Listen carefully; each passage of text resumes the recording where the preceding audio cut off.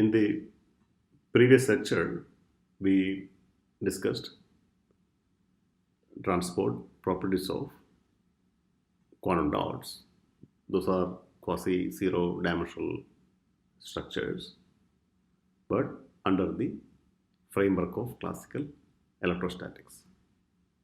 So in this lecture, we will discuss the transport properties of these quantum dots when the quantum mechanical properties of electrons, quantum nature of electrons are dominating. So we'll discuss the single particle level spacing and its effect on the transport, the forked origin states, artificial atoms and shell filling, and eventually thermal effect or temperature on the transport and thermometry.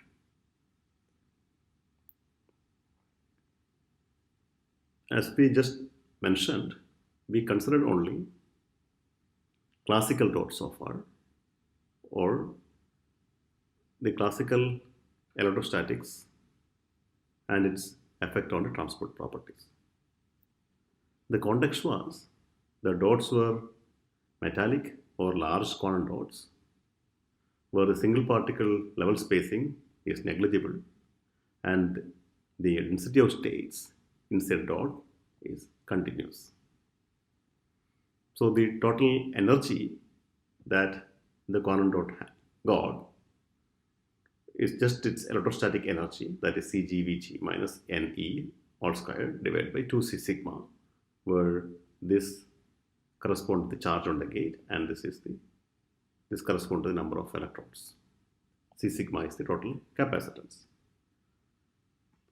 So the energy required to add an electron onto the dot is the energy difference between the states n plus 1 and n, and from a direct substitution that you can realize that this is nothing but the charging energy. That means the same amount of energy required to add charges or electrons successively. And the Coulomb blockade oscillations that we discuss is basically the oscillations in the current, and every peak represent two charge states degenerate, and number of peaks represent the number of electrons that you have added or removed from the dot. And the spacing of these peaks are equal because you are applying the same energy or same shift in the energy to align different levels with the source and the drain. So you have regularly spaced peaks, and every peak is separated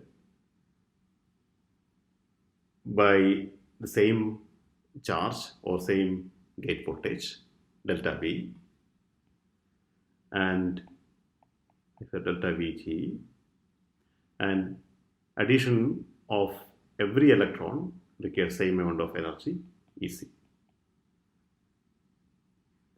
Now let us consider that these levels are not really continuous, those are discrete. And that is the case when you have small semiconductor quantum dots. So the addition energy is not just the difference in the electrostatic energy, but you also have these single particle states delta n coming in the picture. So in addition to the electrostatic barrier that you need to cross to add an electron onto the dot, you also need to basically satisfy its internal energy levels. Okay, that means these peaks may not be equally spaced because you also have the spin degeneracy present. Okay, so when you put the first electron, okay, this peak corresponds to first electron. Next electron is just the charging energy because it's going to the same orbital or same shell, you can consider, okay, same level. Now the next electron will take the charging energy and also the level spacing. It need to go to the next level here. and the next electron will occupy the same level because it is going to say anti-parallel to the existing electron, because those are spin degenerate states. Okay, but the next one will again take EC plus delta En. So you are going to see a kind of doubly periodic oscillation. So there will be two periodicity. Okay, because you will have this addition of the level spacing coming in every other transition or every other addition of electron into the dot. That is the case when you have the level spacing equal. All the levels are equally separated. But that is not the case always, because the level spacing depends on the geometry of the confinement. Just from this one-dimensional examples from basic quantum mechanics, we know that level spacing is equal for a parabolic quantum well, one-dimensional quantum well, but that is not true for most of the other cases. For example, this is for a square well. Well, the level spacing increases, and for a hydrogen atom kind of potential well, it's going to decrease. Okay, so the level spacing will be seen in the position of the Coulomb bracket oscillation. Or just from the periodicity of the oscillation, you can understand what kind of potential you got. You don't need to worry too much about any other spectroscopy. Just a current voltage measurement is going to tell you what is the nature of confinement you have. Okay, so rather than resorting to some other spectroscopic techniques of this quantum dot, directly a DC measurement or a low frequency AC measurement, which is kind of DC itself, okay, because it's a very low frequency measurement, you can understand the kind of confinement, the pattern, how the quantum dot is going to get filled. Okay, now let's consider the quantum dot, which is the shape of a circular disk. And as we discussed, most of these quantum dots that we discuss and technologically important are gated quantum dots. That means you form the quantum dot by confining the electrons by applying gate voltages. Those are electrostatically confined quantum dots, and those quantum wells we have seen in case of the quantum point contact, where the barriers are mostly parabolic. They're best represented as parabolic confinement.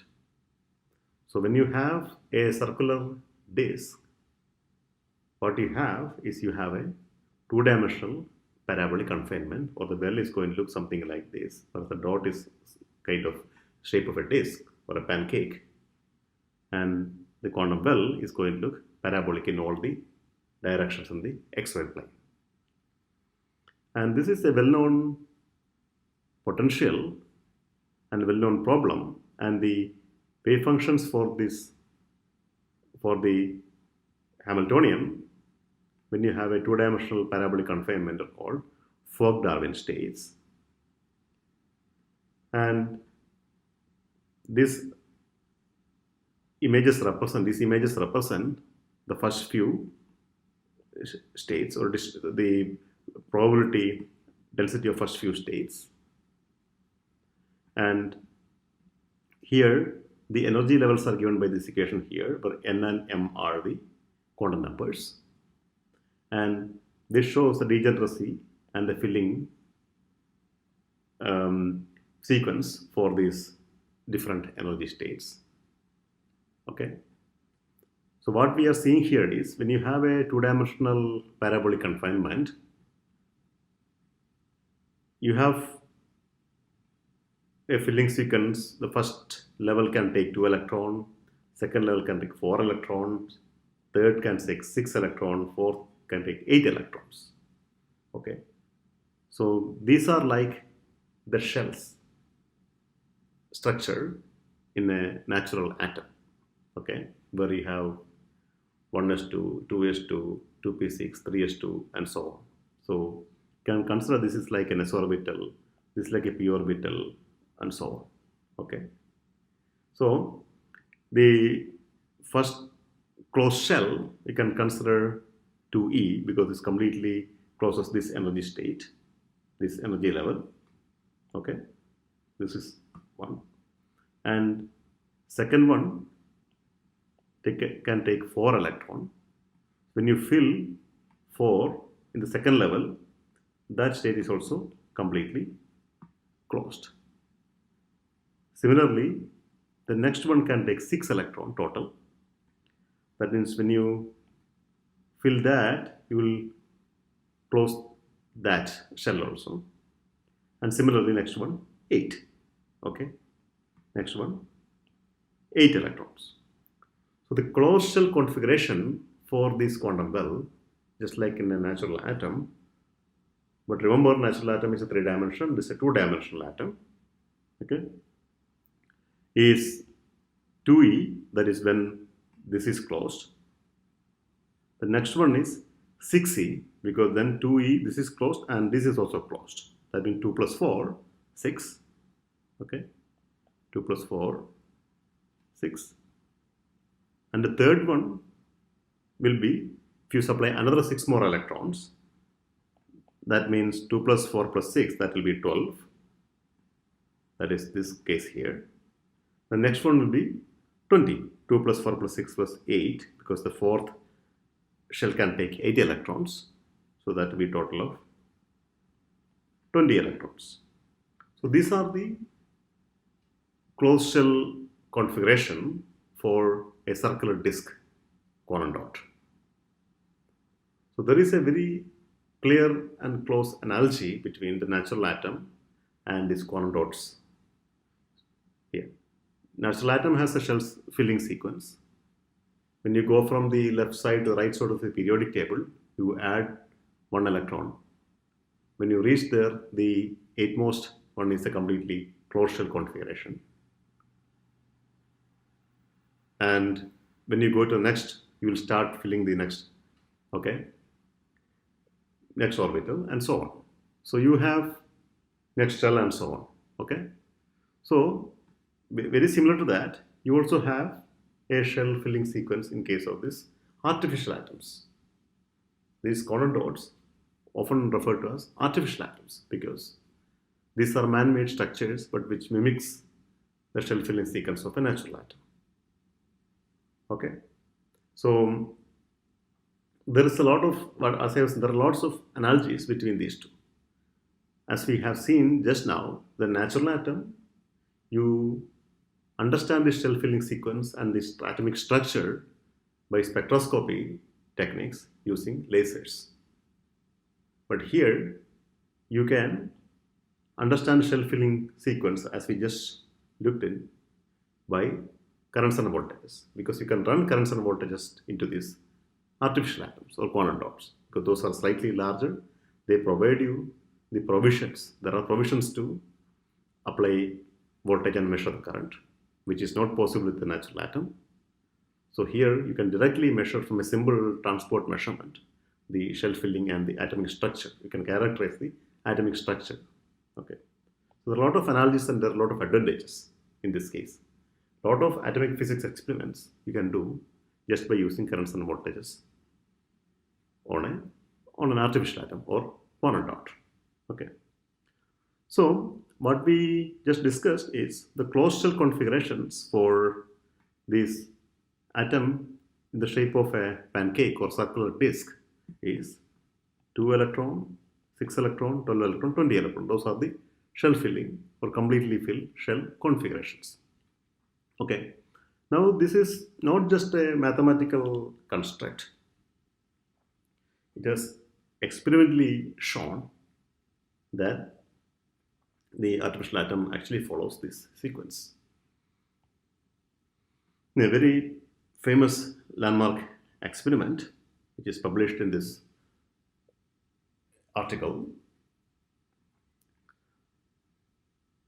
this group has shown that the artificial atom also follows very clear shell filling sequence, and they also have made a periodic table for the artificial atoms. So the quantum dot is made from a gallium arsenide, indium gallium arsenide, aluminum gallium arsenide heterostructure. The stacking sequence is given here. And this is like a vertical pillar kind of quantum dot, but the cross section of the quantum dot is like circular. Okay. And they have provisions to apply voltages along the vertical direction and run the current along the vertical direction. The biasing condition is shown here, and there are well resolved single particle states here. Okay, and these are extremely small quantum dots, just for your information. And this is a picture of the device. And the Coulomb blockade oscillations are shown here for the first 20 electrons, first 20 electrons, first 12 electrons. Okay. So remember from the previous slide, you have closed configuration for 2, 6, 12, and 20. That means once you fill 2, then the next filling you will need to change the shell. That shell can take 4. Okay, so you will have to apply the charging energy plus the additional energy, which is the level spacing, or the shell energy of that energy that you need to apply to go to the next shell. Okay, delta En. Okay, and that additional energy will be there whenever you jump to next shell. That means between 2 and 4, and 4 and 6, 6 and 8, so on. Okay, so, and that is what they have seen here. You can see that 1, 2, once you have 2 electrons, then the gap is more, because you have an extra delta En here. Okay, then next 4, 1, 2, 3, 4, then again the gap is more. The next 6, 2, 3, 4, 5, 6, again you can see a larger gap, and so on. Okay, and the same thing is reflected in the Coulomb diamond plot also here. As you can see, you have a lot of small diamonds. Small diamond means lower energy, lower addition energy. Okay, this is 0, 1, 2 is 1, 2. Okay, then you have 1 electron, second electron. So diamond, reading the energy from diamond is a little bit tricky. So the way you have to consider, so you have to work out here is 0 electron, 1 electron here. As soon as you enter this diamond, you have 1 electron. As soon as you enter this diamond, you have 2 electrons. But this is the energy, the width of that diamond is energy that you need to apply for the next electron. Okay, so you have 1 electron here, 2 electron here, third electron is here, but to reach third electron state, you have to go this far. Okay, to reach the third electron state, you have to go this far. So width of second diamond will be more. Okay, similarly, the width of the 6th diamond will be more. The width of the 12th diamond will be more compared to the nearest ones. That tells you that the addition energy is being applied after 2nd, after 6th, and after the 12th. Okay, this is what you are seeing from here also. This is nothing but just a line cut or a cross section of this plot along the gate voltage axis. Okay, and here they have a calculated addition energy, that is after 2nd, then 6th, 12th, you can see that additional energy for all those things are more. Okay. And for this configuration, remember, the three-dimensional atom has 8 groups. Okay. But for this configuration, you have only, you have this, these are the, for this configuration, these are the kind of periodic table. This is, they have, this is a periodic table which represents how these shells are going to get filled. These are all for different electronic configuration. In a natural atom, when you go from the left side to right side, you walk through various elements. But here, you're not doing that. You just change the gate voltage and you have various number of electrons inside. But that's exactly what's happening in natural atom also, because the constituents are proton, neutron, and protons, neutrons, and electrons, right? All you are doing is you are changing the number of protons, neutrons, and electrons. Here, this periodic table has just one quantum dot, represent one quantum dot with various charge configurations. Because when you vary the gate voltage, you are going to fill successive shells and you will move through the periodic table from left to right. That's what you are doing. 1 and 2, then 1, 2, 3, 4, 1, 2, 3, 4, 5, 6, and 8 at last. Okay, that's what it is. The point I am trying to say here is this doesn't represent 8 different quantum dots. It does not represent that. It represents same quantum dot, but 8 different gate voltage configurations. Okay, that's what it is. Or if you have n number, n atomic number, then there are n different configurations for the gate voltage. There you are walking through various elements by changing the number of protons, neutrons, and electrons. Here, you are walking through the gate voltage space, where the shell filling configuration is different for different gate voltage. So this is a periodic table for the artificial atoms. Okay. And as you can see, the closed cell configurations are 2, then you have 6, 2, then 12, then 20. Those are the closed cell configuration as we just discussed. Okay. Now, this is the case for an atom, a gated 2-dimensional circular shaped quantum dot or artificial atom. But as I told, the confinements are different for different kinds of quantum dots. For example, here you have a quantum dot which is made of carbon nanotube. Okay, the sketch of the device is here. And interestingly, the carbon nanotube you have, because of confinement, you have an offset in the subband. Okay, a small offset is the delta, small delta written here between 2 subbands. So capital delta is the single particle states, but there is an offset between the 2 k and k prime states, and each of them can actually take 2 electrons, so there will be total 4 electrons.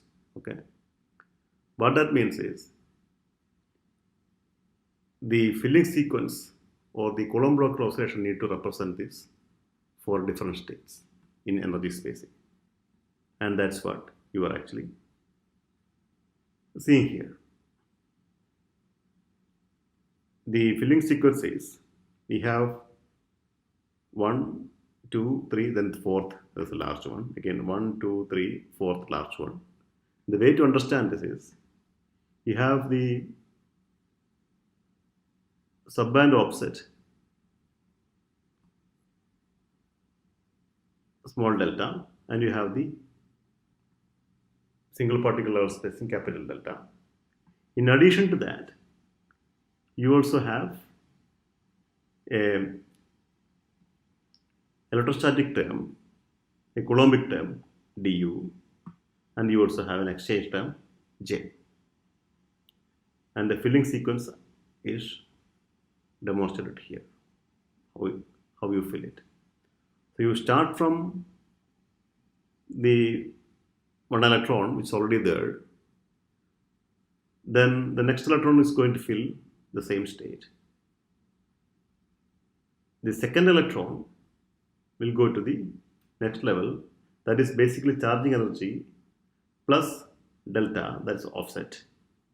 The story of metallic carbon nanotube based quantum dots are slightly different, but very interesting.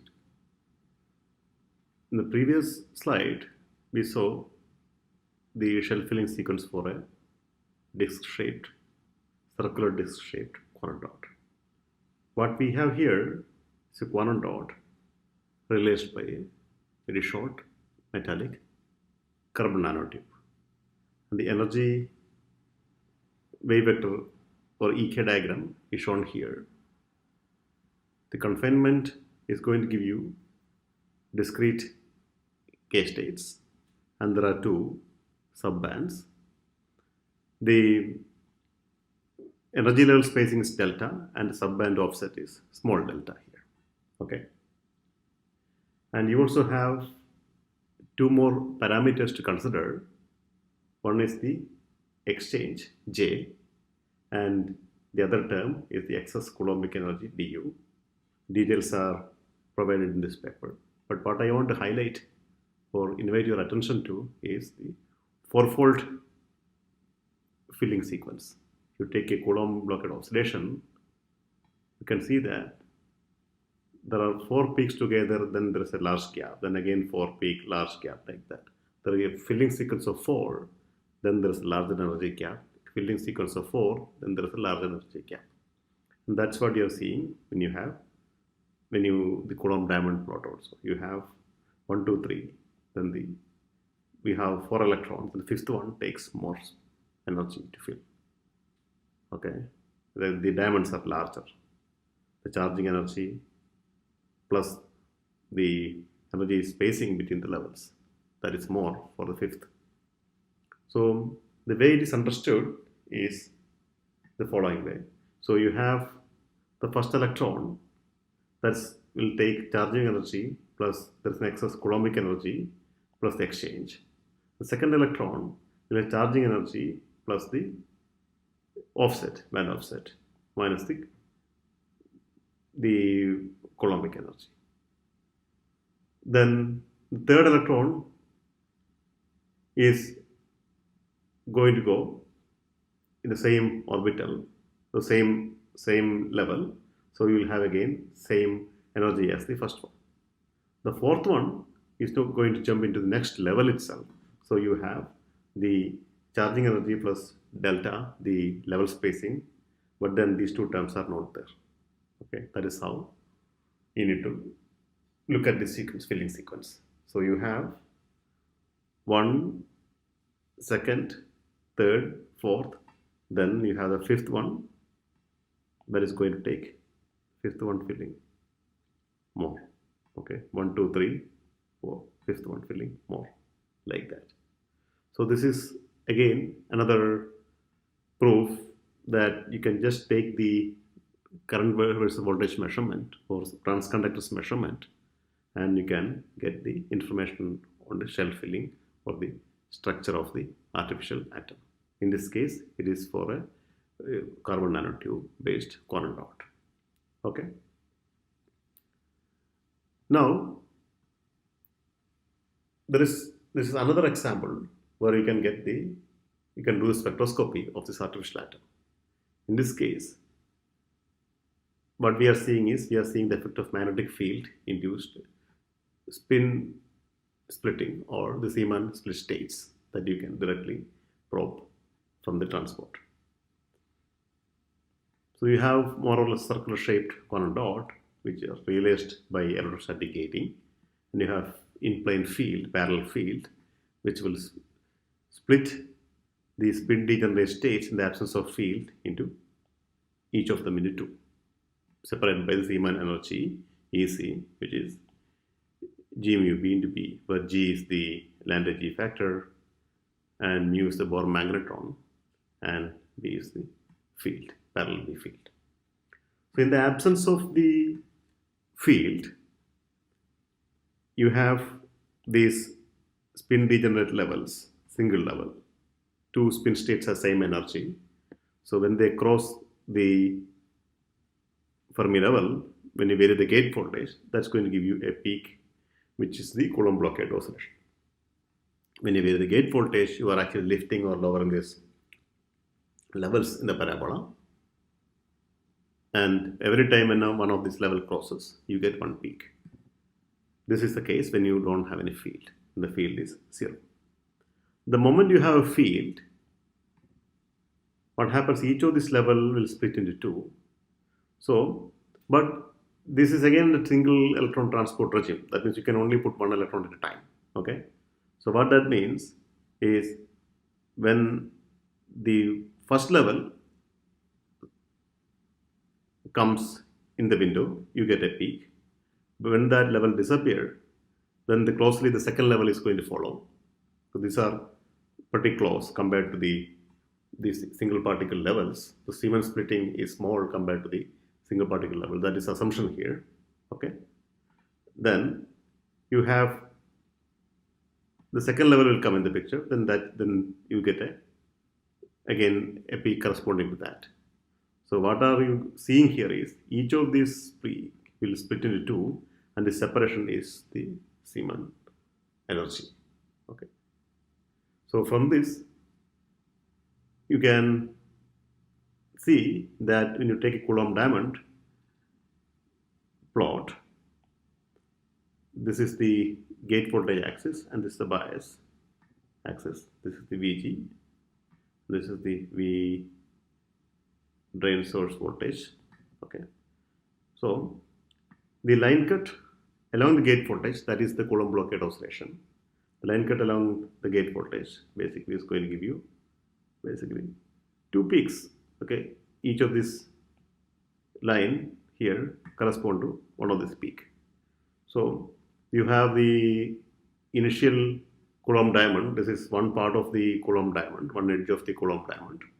Then you are going to have parallel lines which represents the splitting at the edges of the diamond.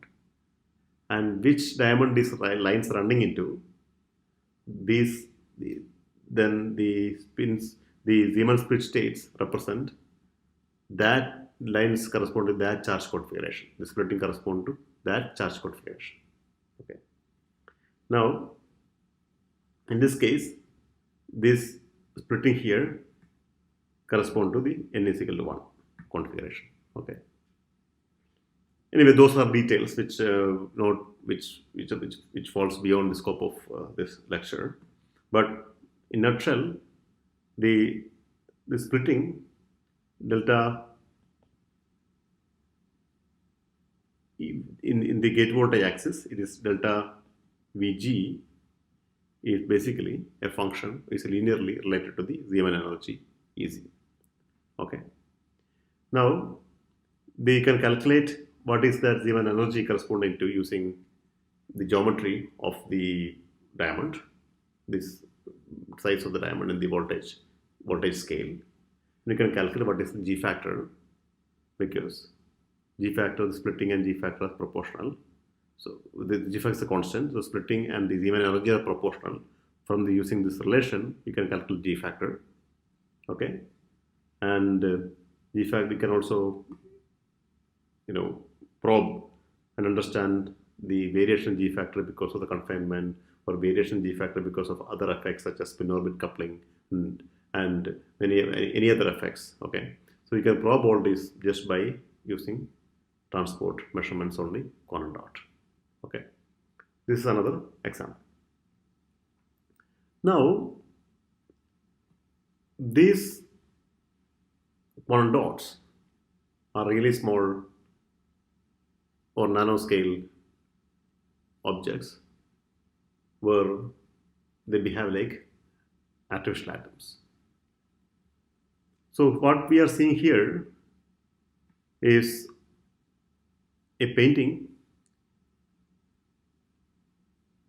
or stained glass, a 13th century art form with the Gothic cathedral windows. Okay, all these colors are actually painted by colloidals of gold nanoparticle, but with various size. So as we saw in the one of the previous slides, where the property or the shell configuration or the filling sequence, the filling configuration changes as you change the gate voltage. But when you change the size of these nanoparticles, you are actually going to modify its filling sequence also. Okay. In that way, from the same material but with different size, you can get different properties, different electronic properties. So all these colors are generated by gold nanoparticles of various sizes. Okay.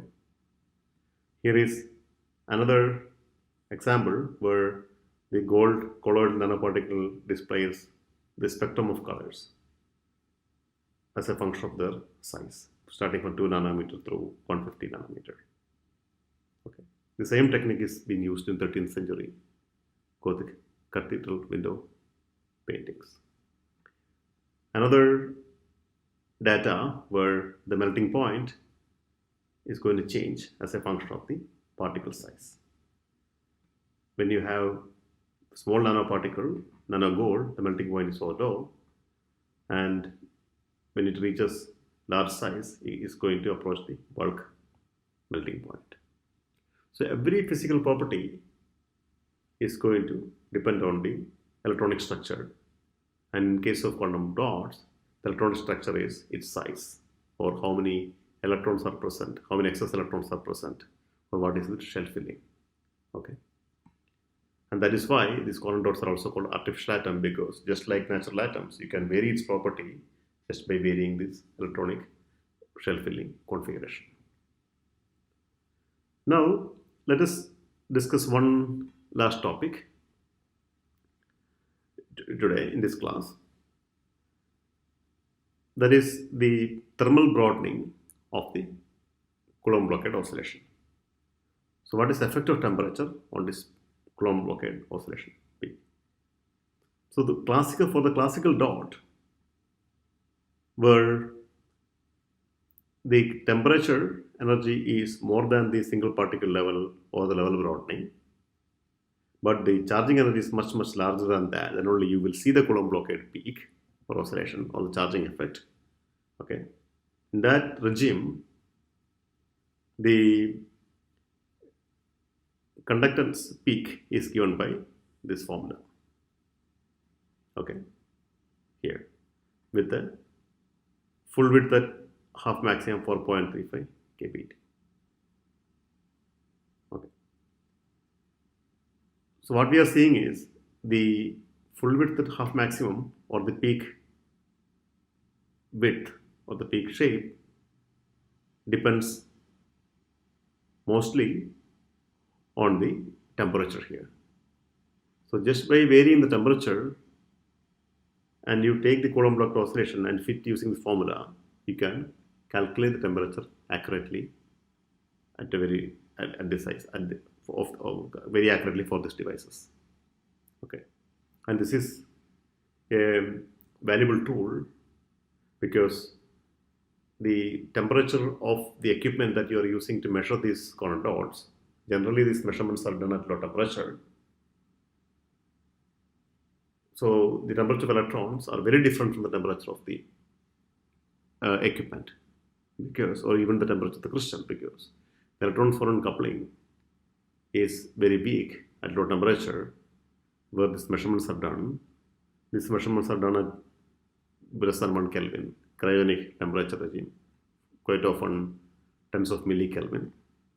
At that temperature, almost no electron-photon coupling, so the crystal won't help to cool the electrons. So you have to cool the electrons separately with additional filtering and other mechanisms, other techniques.